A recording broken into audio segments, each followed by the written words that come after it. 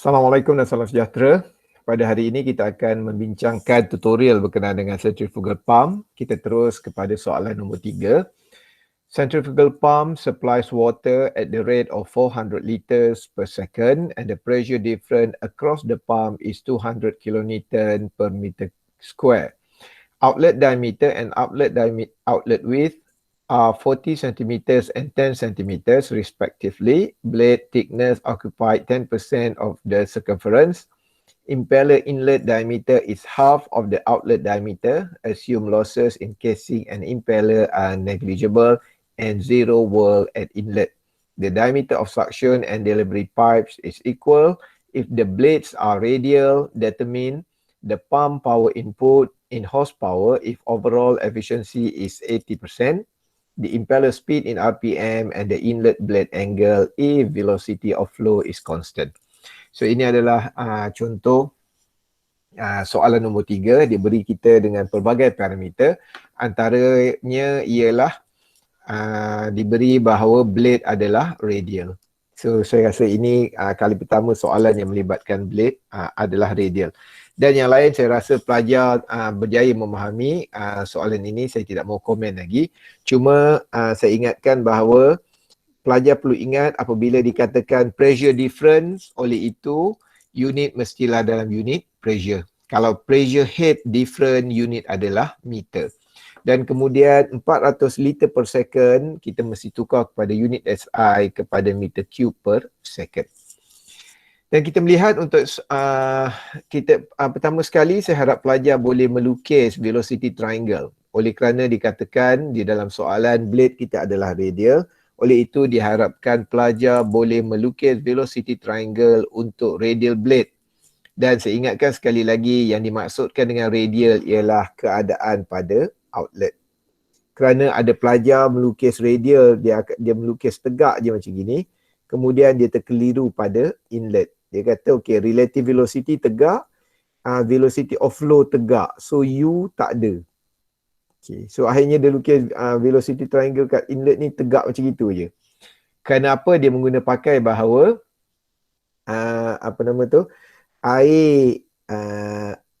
air yang selari dengan blade adalah tegak dan velocity flow, maksudnya theoretical, arah jejari juga tegak.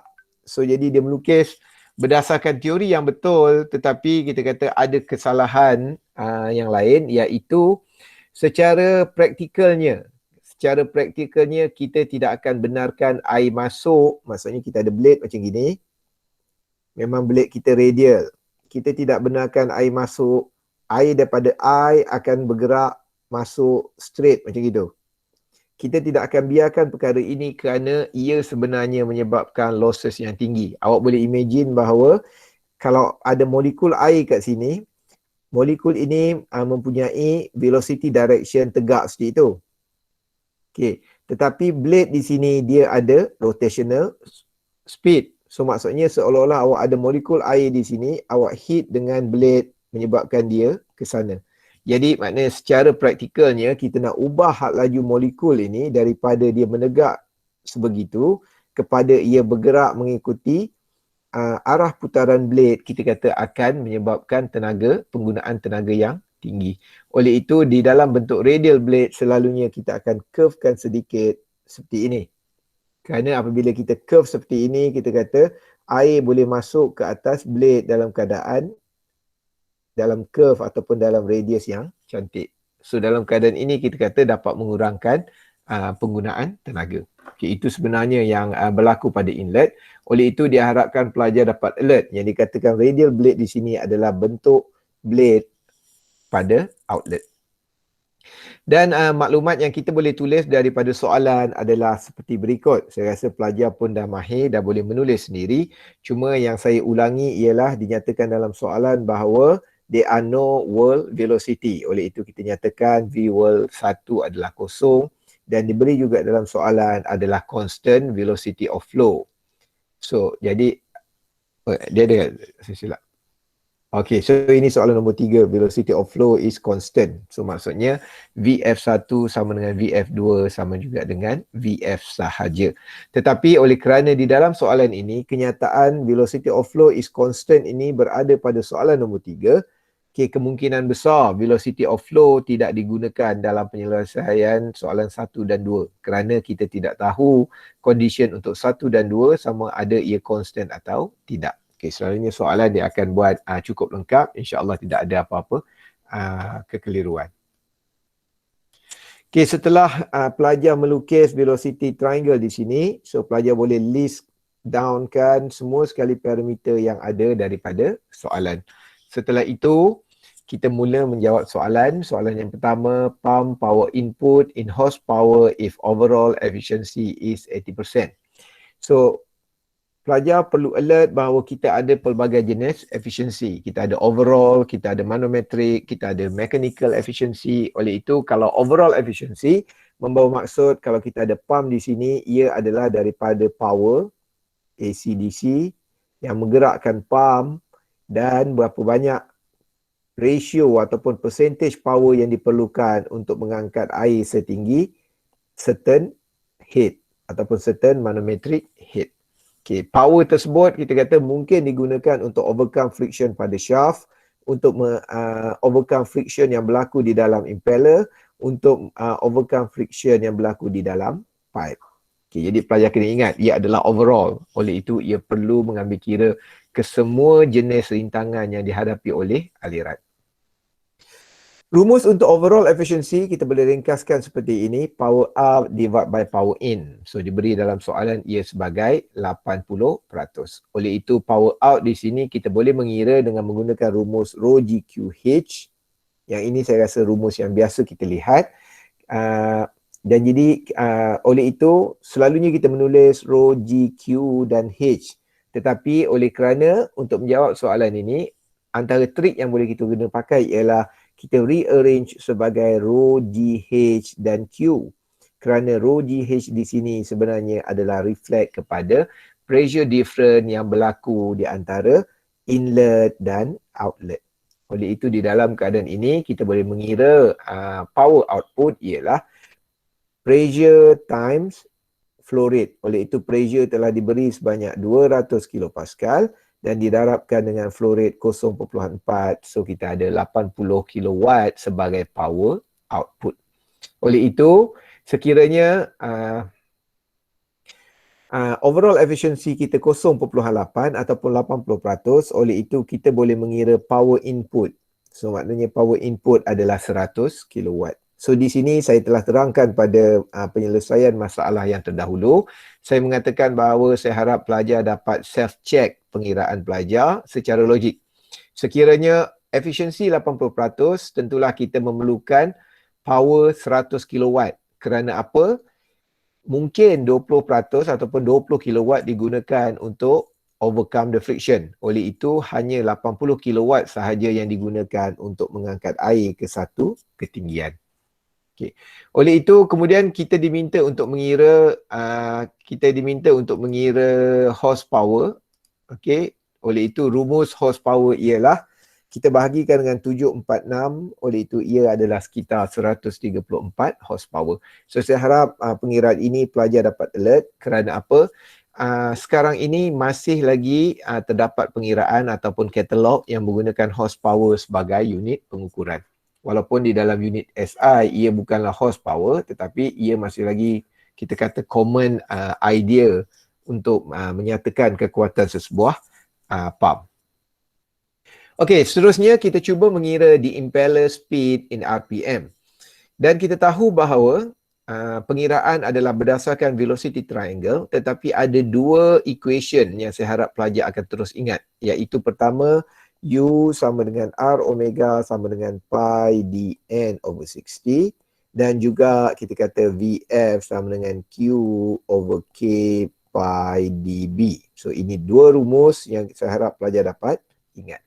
So di dalam dua rumus ini kita kata ataupun di dalam kesemua rumus yang kita ada, kita dapati bahawa hanya satu rumus yang mempunyai nilai rotational speed ataupun nilai RPM. So jadi kita for sure kita akan gunakan rumus itu So jadi rumus yang terlibat adalah U sama dengan pi dn over 6D. So kita rearrange, kita dapat N sama dengan U2 60 over pi D2. Okay, boleh juga pelajar boleh juga menggunakan U1 60 over pi D1. Tetapi kemungkinan maklumat D1 dan U1 kita kata sukar untuk dicari. Oleh itu, advantage untuk pelajar menggunakan pada poin yang lain. Jadi katakan kita memilih untuk N sama dengan U2 60 per pi D2.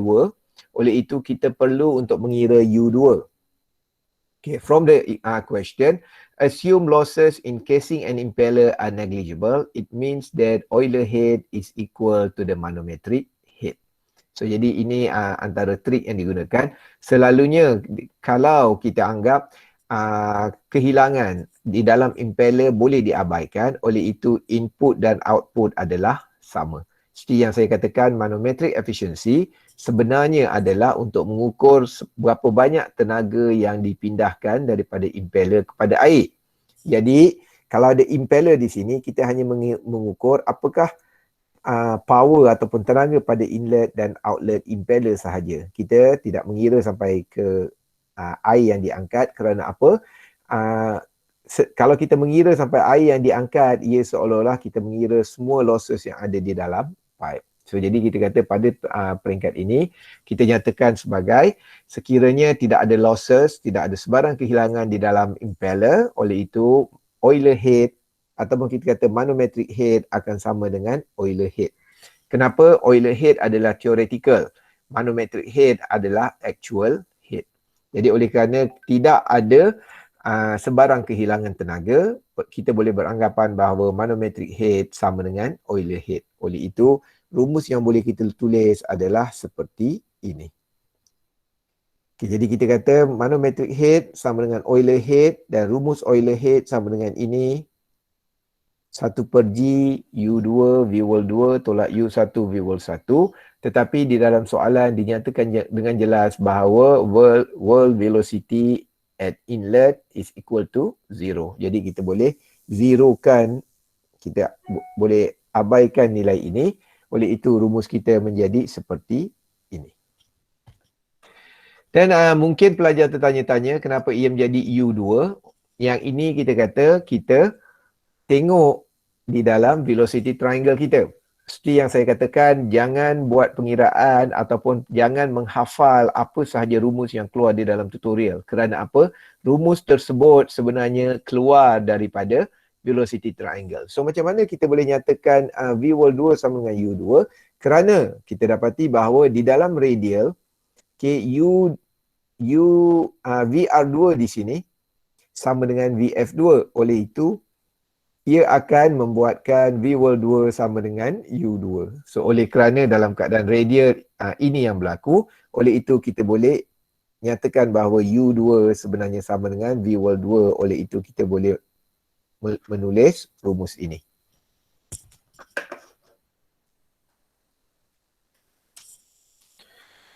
Okey, kemudian kita untuk mengira U2, kita dapati bahawa kita kekurangan maklumat. Kerana apa? Walaupun kita boleh ingin mengira U2 di sini, tetapi nilai manometric head ataupun Euler head kita tidak ketahui. Oleh itu seterusnya kita boleh mengira manometric head dengan menggunakan rumus ini. Okay, kita ketahui bahawa untuk mencari tekanan sebenarnya rumusnya ialah rho GH. Okay, dan daripada pengiraan yang terdahulu kita dapati bahawa tekanan adalah 200 kilopascal dan ia menyebabkan air boleh naik setinggi certain meter. So jadi kita kata kita rearrange equation tersebut. Kita kata P sama dengan rho G adalah sama dengan H, dan di dalam keadaan ini H ini seolah-olah reflect kepada ketinggian air yang sebenar. Oleh itu kita boleh nyatakan bahawa H di situ adalah manometric head. Jadi daripada pengiraan ini kita dapat manometric head sama dengan 20.39. So kita masukkan di dalam equation. Kita boleh dapat bahawa U2 kuasa 2 adalah 200 meter square over second square. Dan kalau kita square rootkan, ia sama dengan 14.14 meter per second. Kemudian kita masukkan di dalam equation dan kita boleh dapat ia RPM yang berputar untuk keadaan tersebut ialah 675 RPM.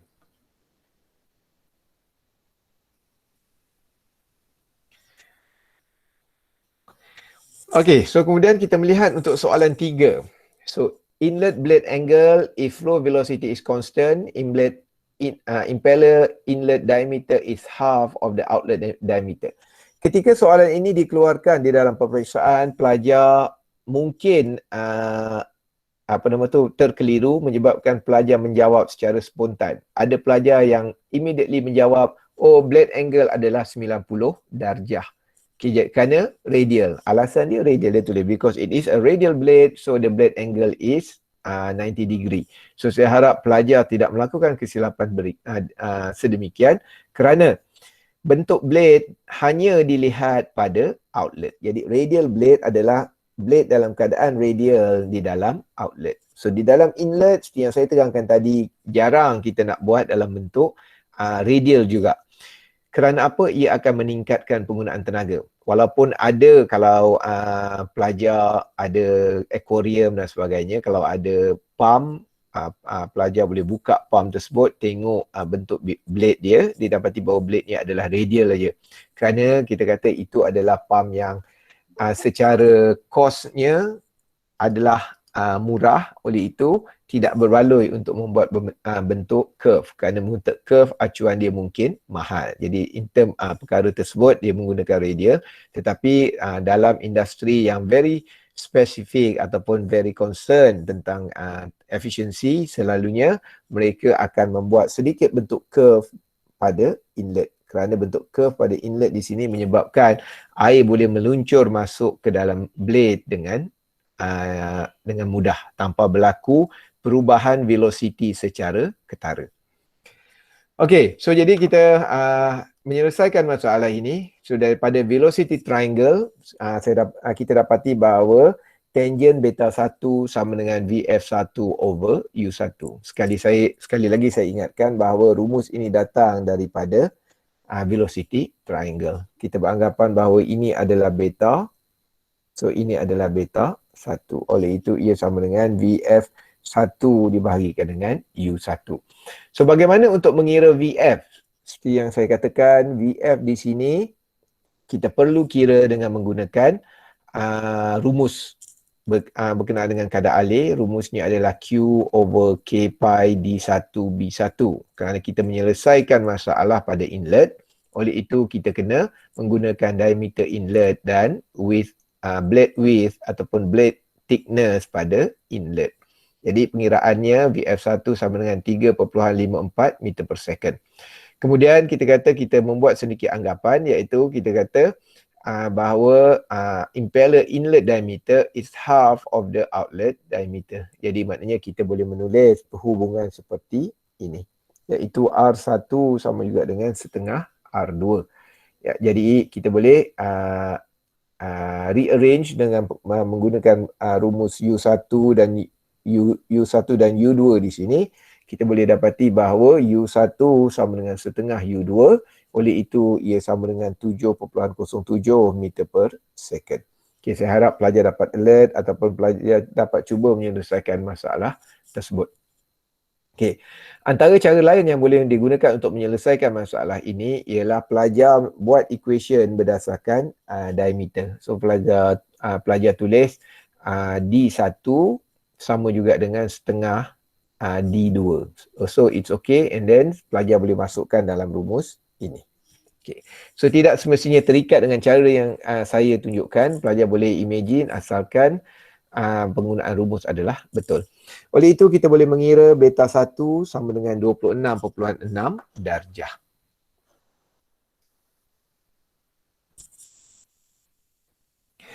Okay, seterusnya kita melihat soalan nombor 4. Okay, the inlet and the outlet impeller diameter of centrifugal pump are 200 mm and 400 mm respectively. Impeller width at inlet and outlet are 15 mm and 8 mm respectively. Blade are backward with angle of 38 degree. Pump operates at 1500 RPM. The flow rate is 15 liters per second. Determine the pressure change in the impeller assume no energy losses. So soalan di sini kita diminta untuk mencari pressure changes. So lagi sekali saya ingatkan, sekiranya soalan adalah pressure, unit yang mesti digunakan adalah Pascal. So kalau soalan adalah pressure head changes, oleh itu unit yang digunakan adalah meter. So saya harap pelajar dapat alert apa yang perlu dicari.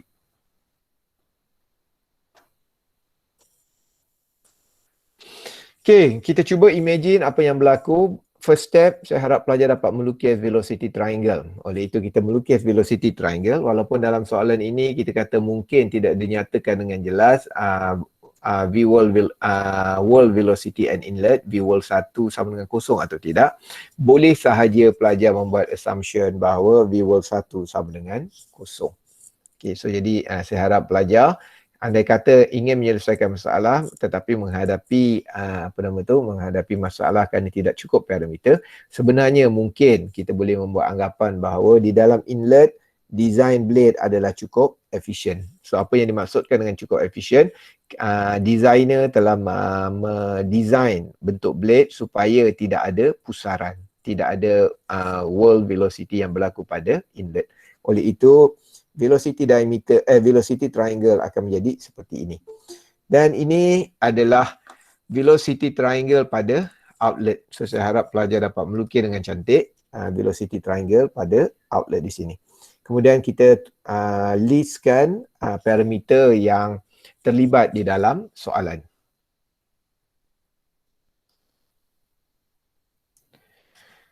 Okay, so soalan adalah pressure changes. Oleh itu kita membuat equation P2 tolak P1. Assumption yang kita buat adalah V wall 1 sama dengan kosong. Oleh itu V1 sama dengan VF1. So ini adalah reflect pada bentuk velocity triangle di sini. Oleh itu kita menggunakan Bernoulli equation, assume no energy losses, no major and minor losses. So kita boleh menulis Bernoulli equation kita seperti ini. Okay, dan kita menulislah head of pump adalah sebagai Euler head. Kerana kita beranggapan bahawa air bergerak daripada inlet menuju ke outlet di sini, perpindahan tenaga adalah efisien. Maksudnya 100% tenaga dipindahkan daripada impeller kepada air. Oleh itu ia adalah theoretical head dan kita menulis sebagai Euler head. So kemudian rumus untuk Euler head boleh diringkaskan seperti ini, dan oleh kerana V wall 1 sama dengan kosong, so kita boleh ringkaskan equation ini kepada yang ini.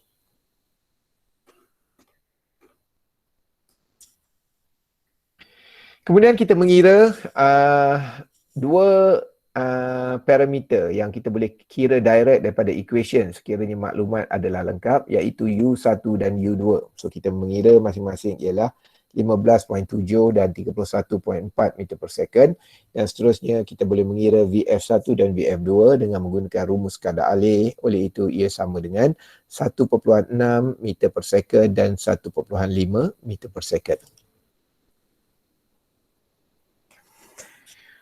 Okay, so kemudian kita kata untuk mengira Euler head sebenarnya kita perlu mendapatkan nilai apakah U2 dan apakah V wall 2. Oleh itu kita perlu mengira V wall 2 kerana U2 sebenarnya kita boleh mengira berdasarkan rumus sahaja. So seperti yang saya nyatakan di atas, U2 kita boleh mengira menggunakan rumus rotational speed pi dn/60. Dan untuk mengira V wall 2, kita perlu melihat kepada velocity triangle.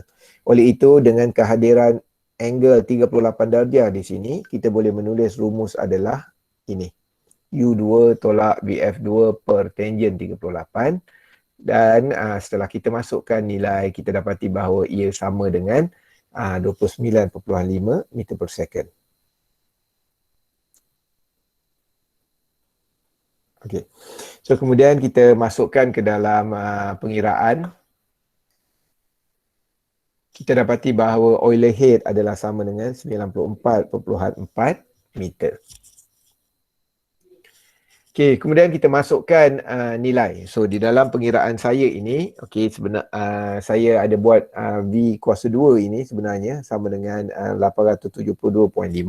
Yang ini adalah sekadar untuk meringkaskan pengiraan kerana kita ada V1 kuasa 2, kita ada V2 kuasa 2. Jadi saya cuma melakukan pengiraan awal. Okay, itu sebab dekat sini kita ada 1.6 kuasa 2, di sini kita tidak ada kuasa 2 kerana nilai tersebut kita telah kira pada slide sebelumnya. Jadi kita masukkan semua nilai di dalam equation ini, kita dapati bahawa pressure difference ialah 491.1 kilopascal.